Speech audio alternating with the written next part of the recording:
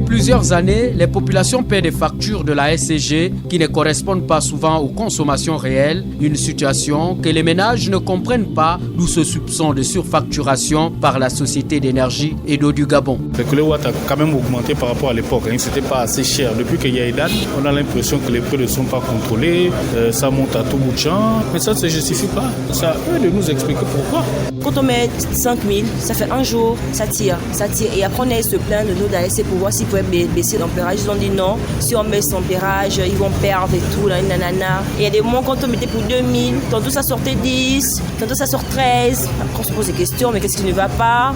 L'eau ne vient pas en journée, ça vient que la nuit. Et quand ça vient, c'est 1 heure de temps seulement. Et on se retrouve avec des factures énormes.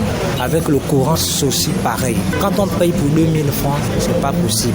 C'est comme si on avait même payé même le courant de 1000 francs. Le président de l'Organisation des consommateurs, Ibrahim Tchendjemboulou, aurait la réponse aux préoccupations des populations. Après le départ de Veolia, la SCG a reconnu qu'ils avaient acquis un outil informatique qui surfacturait. Ça veut dire que c'était des surfacturations qui étaient déréglées. Ce n'étaient pas des surfacturations qui répondaient exactement à ce que le consommateur devait payer sur la base de ce qu'il avait consommé. Donc ça, c'est une cuisine que la SCG connaît. Et donc même la Direction générale de la concurrence et de la consommation connaît. La transparence chez nous, elle balbutionne. Ça devait être rendu public. C'est nous qui avons initié des démarches pour dénoncer cet état des choses. Même à ce jour, je détiens des réclamations sur ce sujet. Pour mettre un terme à cette situation, les autorités compétentes devraient se pencher sur la question pour permettre aux ménages gabonais de dépenser à la hauteur de leur consommation.